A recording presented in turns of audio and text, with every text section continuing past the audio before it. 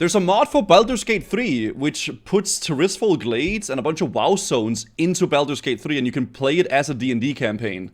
Does this, by chance, look familiar? If you're a World of Warcraft player, then it most certainly should, because this is Tirisfal Glades, but it is Tirisfal Glades in Baldur's Gate 3. So apparently there is this fan-made custom campaign adventure that has been released for Baldur's Gate 3, and it is the starting experience for Forsaken players in World of Warcraft in Baldur's Gate 3. That's so sick. And if you've watched my channel for a while, you know that I'm a really big fan of Forsaken in World of Warcraft, and so I had to check this thing out. Because the idea of playing World of Warcraft like in a proper RPG D&D-esque setting sounds freaking awesome. That is actually sick. Have I played Baldur's Gate 3? I played some Baldur's Gate 3 off stream. And there's going to be a few surprises in this video that I think are going to delight you just as much as they've delighted me. And before we get started, I do have to say two things. First, this mod is only the little starting town for Forsaken players in World of Warcraft, so Deathknell, if you've played through there. And the second There's still a lot in Deathknell, though. Thing I have to talk about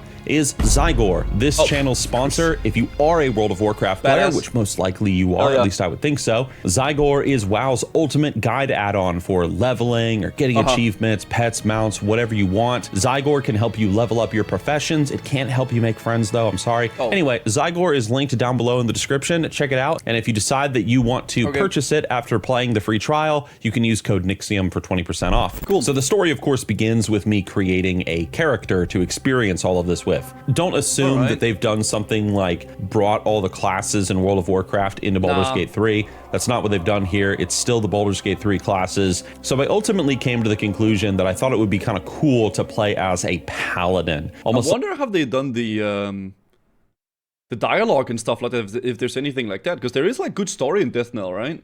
Like this noble man who is going and helping the Forsaken reclaim a little bit of their humanity, a little bit of their culture, a little bit of their livelihood after it was stripped away by the Lich King and stuff. You know, I really wanted to get into, you know, the RPG element, you know what I mean? So unfortunately, maybe at least not yet, there is no narration that begins the new campaign. Instead, you're just thrown immediately into the crypt that all Forsaken players start in. The crypt is, I mean, that's a bit unfortunate, but still kind of cool. Certainly very large and very spacious compared to its World of Warcraft counterpart. And there is this curious little coffin thing sitting here, but we're going to talk more about that down the road, and you're going to see what's hidden inside. So you make your way upstairs, and the Undertaker is waiting for you. And he, of course, gives you the quest to go down into Deathknell and to present yourself to the Shadow Priest guy, whose name I can't remember, down in the ruins of the old church. Now, although it was very tempting to just run down there and start questing, I do have to admit, I kind of went on a quick little binge of just exploring the area, because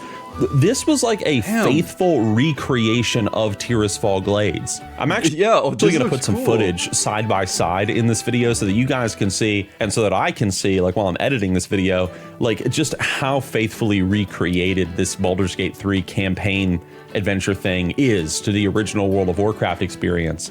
This is like watching like an upscaled, like high-res version of Deathknell in a way. With different graphics, of course, but it's the same vibe. So once inside the town, you of course get the quest to go and kill the undead that are wandering around in like the center of Deathknell. However, I was very curious how the game was going to handle this, because in Baldur's Gate 3, you don't really like go and like, you know, fight one enemy at a time. Usually it's like great big group encounters. And I was pleasantly surprised by this. So once you step outside after getting this quest, you will see this very large army of undead approaching the barricaded area that you're in. So what ends up happening is you fight this small army alongside the death guards that are defending this little portion of the village. And it actually was kind of tough. Like, I almost died during this very first fight, and I realized that this little adventure of going through the starting experience was not going to be as simple as maybe in the World of Warcraft side of things. So yeah, this is crazy cool though. Corton, we're hopping into Warcraft 3 after this. Some of the Death Guards even died, unfortunately, but in the end, we were victorious. That's awesome. You know, Auric had led the Forsaken to victory and had inspired hope within their hearts. and that is cool. Now, the quest that I had gotten is a little bit different from the World of Warcraft counterpart. In the World of Warcraft version, you just go and kill like the undead wandering around in the town. But in this version, it specifically tells you to go to the blacksmith and clear out the undead that are present there. So I made my way over to this little corner of the village, and I was quickly overwhelmed by just how many undead were waiting inside. Yeah, the Rattlecade skeletons. Dude, this makes me want to try this, man. This is so cool. Ultimately, as I said, I played a little bit of Baldur's Gate off stream with Mordial, and we've done almost entirety of Act 1. It is a really, really good game. I got my ass handed to me, and I was dead. And I kind of sat there and was like, how the hell are you supposed to do this? Like, that's a lot of guys. Yeah. And that's when I realized something. When I restarted all the companions. You get your companions from the crypts. way back in the crypt. If you guys remember, I had said that there was like this little like sarcophagus, this coffin, whatever, that you could interact with down there. If you click this, it actually allows you to recruit members into your party, and you can customize them however you want. I only made 3, so that way I had a full party, and then I went back down into Deathknell to try again. Makes sense. And one of the things that I did before I engaged the army of undead that's coming at the, the little defended area of Deathknell is I actually explored a little bit of that section of the town, and I found an alchemist's fire, and this was incredibly useful in the fight against the undead. I will say that fighting the I think one of my favorite things from Baldur's Gate, what I've done when I played it, was the battles. You can be so innovative with the way you do your battles, like push enemies off ledges, like break things above them to like, have it like fall on their heads and stuff like that. Like you can do a lot of really, really cool shit. And I think that's what is one of the most enticing things, I think, for me in the game. The way you can approach the battles and stuff. And also the story is amazing too, but yeah. A full party was certainly the interactions a lot easier. There still was certainly a good challenge to it, and it was just a ton of fun, having when I played I played a half-orc barbarian called Gok. And I was basically full strength, full two-handed axe, just destroying it. That's why I painted this little figure called Gok. This is Gok. Yeah. I just played, I played Giga Half-Orc Barbarian. No, GOG, guys. Gok. People like up on the high ground, like shooting and casting spells, while Ulrich was in there, just like buffing people and stuff. It was the Baldur's Gate 3 experience. What can I say? But it was WoW, so that was cool. After disposing of the little wave of undead, I did make my way back over to the blacksmith hut, and I tried to go with like a stealthy approach to taking these undead down, specifically using the rogue in my party. But admittingly, it's been a long time since I've played Baldur's Gate 3, so I was kind of like screwing up the stealth mechanic a bit, or more specifically, like I didn't remember how to like separate one person from the other 3 so they could wander off on their own and the other 3 wouldn't follow or something. So I'm struggling a little bit, but the point is I did get my guys in a decent position and I was able to take on the undead. Now, I might have messed up like, the stealth attack thing, but my party was doing very, very well. Until Ulrich got massively critically struck by this one undead. You want the challenge when it comes to playing D&D, because that's one of the things that makes it fun. I dispatched the undead, I looted around in the blacksmith hut for a little bit, got a few items that I could sell to a vendor, including a helmet for my character Ulrich, and I was happy, I was having fun. I made my way back to the little barricaded area of the town, and this is when I realized that there is a vendor that is present in one of the homes across the street from the church. And in the Baldur's Gate 3 adventure, this vendor sells some really good items, like fantastic. Some nice weapons there, some gloves, some spells. That's good. Enchanted items and stuff that can really add to your experience playing the game. Immediately, it put me in a mindset of go out, gather little things, trinkets, whatever, bring them back, sell it to this guy, and get some of this really good gear for my party. And I love that sort of vibe in a game. And so that was what I was committed to doing. I went back out into Deathknell. I was going into the various houses and stuff. And a few times I even got to have the proper sort of D&D experience of encountering a locked lockbox. And dude, this is so easy, chat. Like, because you just gotta roll high. I've literally never had problems with like rolling high. You just roll high. Rogue got to step up. They got to roll a d20 to see if they could unlock it. I fought some new enemies that were hidden in the homes. I found like some supplies for doing alchemy and stuff, which I don't think is fully fleshed out yet in the mod. I didn't really play around with it too much. I also ended up wandering off into the woods because I had to go kill those spiders, if you remember the WoW quest, and I encountered some wolves. If you remember, there are wolves and bats all over Deathknell, but in this version, no bats, just a bunch of giant pissed off wolves, a lot more scary. who I was very quick to dispatch with my party. I think I was getting the hang of it, you know, getting back into the Baldur's Gate 3 sort of stuff. Took a short rest or so just to heal up my party after the fight, and I was ready to go into the spider cave. And I had some really high expectations for this one, this is really and I was not disappointed. You'll see why. So the spider cave, or well, the abandoned mine, I should say, it is defended by a couple of spiders outside, but after getting inside, it just kind of blows my mind like how accurately this all is recreated. I mean, even like the little tunnel off to the side as soon as you walk in. It's well like, made. The mod author. Oh, I love that. Yeah, dude, this looks. Oh, I love it. It's such. I always love seeing like some classic WoW zones being recreated in like different ways and like high res or like different kind of graphic style.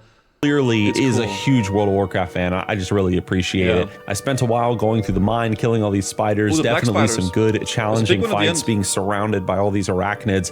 And I ultimately stumbled across this this locked door that my rogue was able to step up to, and by rolling the d20, I was able to unlock it. And this is new. This is not in World of Warcraft for those that have never played WoW by chance. There isn't like a locked door here, but in this game, the author put it here. That way you could take this little side path to get the jump on like the matriarch spider and all the other spiders in the final room. And yeah, I mean, the fact that you can do custom BG3 like mods and campaigns has really, really big potential, because essentially that's what made Warcraft 3 so freaking popular back in the day, right? The fact that like any single game you can imagine in the world started as a Warcraft 3 custom game. Literally is.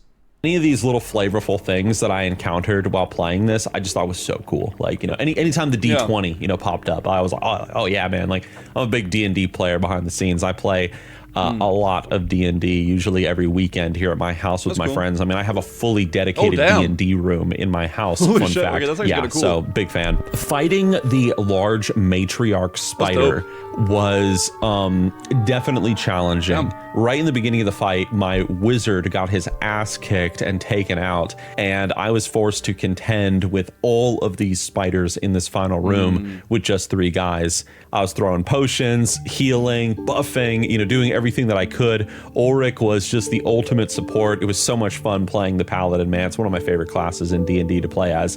And ultimately, we were able to overcome the matriarch. So no wipes in this dungeon, thankfully. And this is when I saw that there was a treasure chest hidden back here in the cave.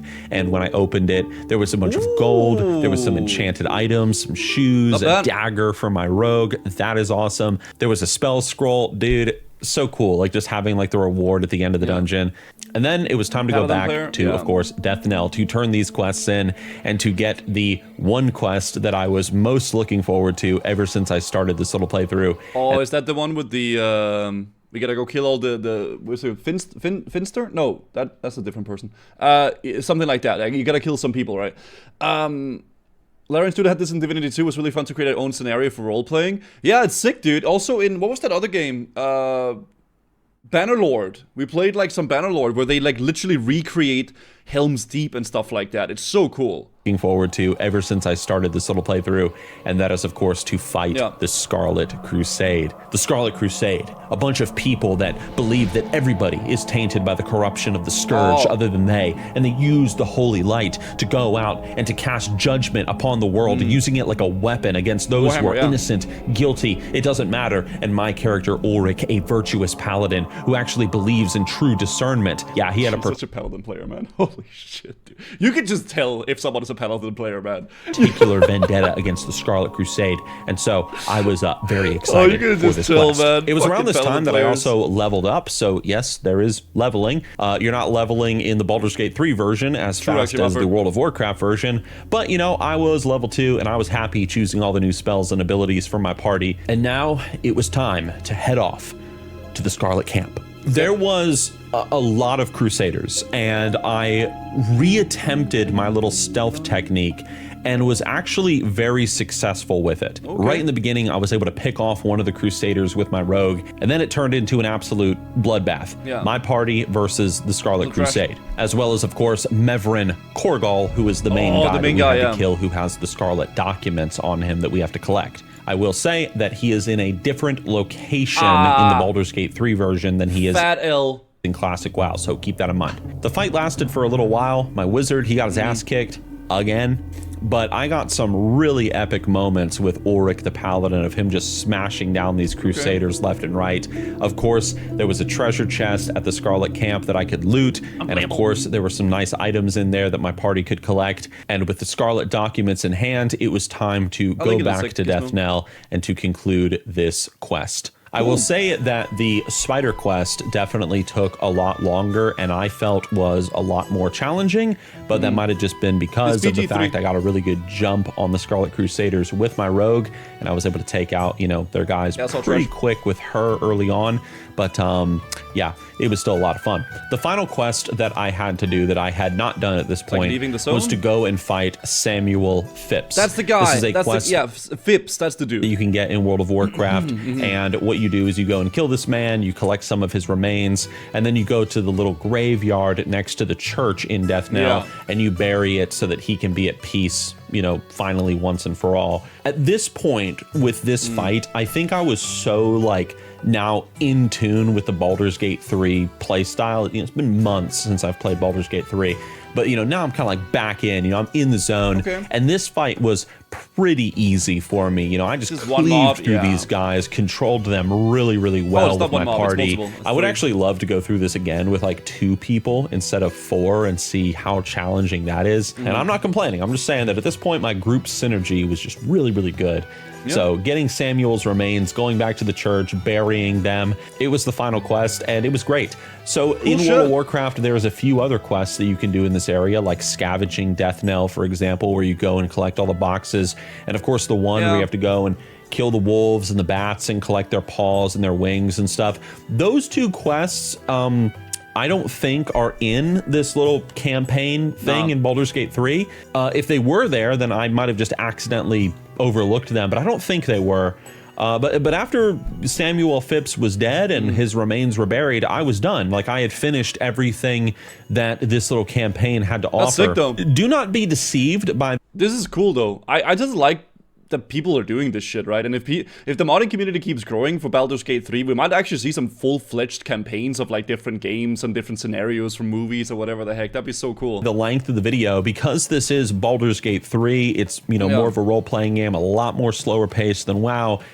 This was, you know, a decent little play session. I don't know exactly how long I was playing for, but if it was like an hour and a half to 2 hours, that wouldn't be surprising. You know, this was a proper little experience in Deathknell, especially when Baldur's Gate 3. I was curious though what would happen though if you tried to leave the Deathknell area. So I made my way down towards the exit of this particular area of Tirisfal Glades, and something makes it seem so much bigger. It caught my eye as I was walking. It was a house in the distance. Now this is not in World of Warcraft. This is just like a house that the mod author has put into the woods nearby. So you better believe I ran over there as fast as I could to explore and, you know, see, you know, what the heck is this thing? And what I found inside was a treasure chest with some gold and a little gem that sold for a good bit of money. So maybe if I had done the Samuel Phipps quest earlier, I could have found this. I could have went back to the vendor. I could have sold this stuff. And I like when games reward exploration. That's really fun. It makes it so satisfying, like running like somewhere you're not supposed to go and then find like a treasure. It's really satisfying. And I could have gotten more of that enchanted gear early on before I fought the Scarlet Crusaders, or maybe before I went and fought the spiders, you know, or something. So I just thought this was really cool. It was just something to discover that was new in this Baldur's Gate 3 version of the game. I will say that I did have to fight a couple of wolves in order to reach that final area where the exit is to the death. I just joined Why Are We Impressed with another game basically copying everything from another game, because it's not another game copying it, it's someone that made a mod within another game engine to replicate a starting zone from World of Warcraft. So it's a mod creator who made something that he has a passion for, and it's cool seeing something like in World of Warcraft, you see it in a certain light in another game, in another, like, different gameplay. It's cool. It's just cool.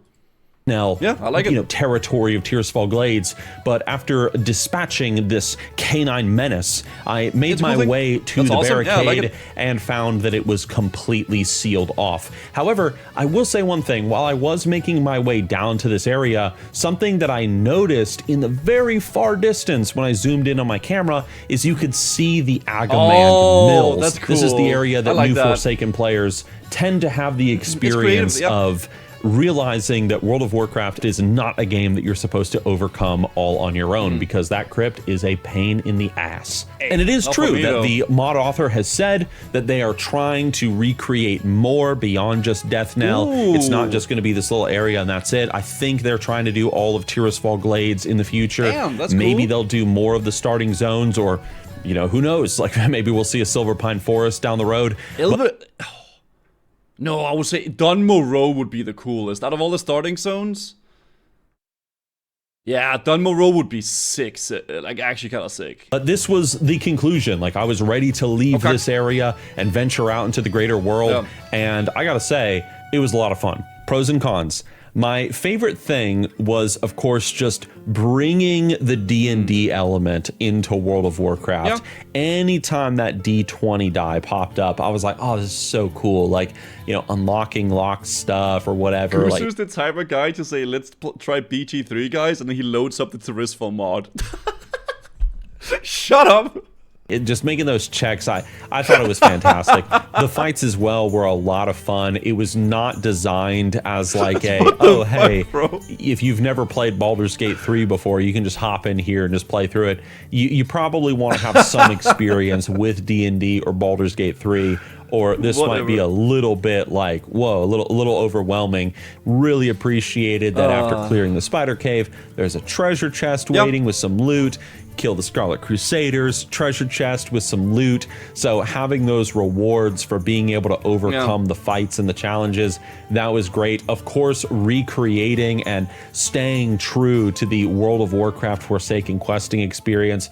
I've been playing a Forsaken in World of Warcraft since 2005. It's one of my favorite races in the game. I can play through Tearsfall Glades just in my brain with my eyes closed, just doing every quest and seeing every tree, every blade of grass. Like, I got it all memorized in my head. And so seeing it so faithfully recreated in Baldur's Gate 3 was fantastic. In regards to cons, though, I don't have any. This was a lot of fun. I'm waiting for more. Like, give me more. I want to see the Agamand Mills crypt. You know, I would even like it if this dude wanted to go, you know, a little crazy with it, maybe even break the, you know, the faithful recreation of World of Warcraft. I would like for him to even take that Agamand Mills family crypt and make it like a proper, like, big sprawling dungeon. I mean, I agree with him here that there's no cons to this. It's just like a guy that made a mod for something he's passionate about. Is it a bit janky? Yeah, probably. Is there some things that aren't fully, you know, faithful to it? Yeah, probably. But it's cool. It's just like a cool passion project. Awesome. Fibs, thank you. And not make it as simply designed as it is in awesome video though. I like watching this, actually. It's just like 2 or 3 levels or something. So, but that's just me kind of geeking out a little bit. You know, it's a little geek out. Guys, thank you for watching. If you would like to check out this mod yourself, it is linked down below in the description. Highly recommend showing it some love, and I will see you all with my next video. Cool. Yeah, I'll send you guys the link here as well for Nixium's video, and I will also copy the link for the mod if you guys do want to take a look at the mod as well, guys. There's the... Oh my lord! Hold on, let me do it a little bit differently. There you go. Yeah, there's the mod chat if you want to check it out, and there's the video as well. Okay, there it is, guys. Awesome video though. Holy crap, I like watching this. This is great.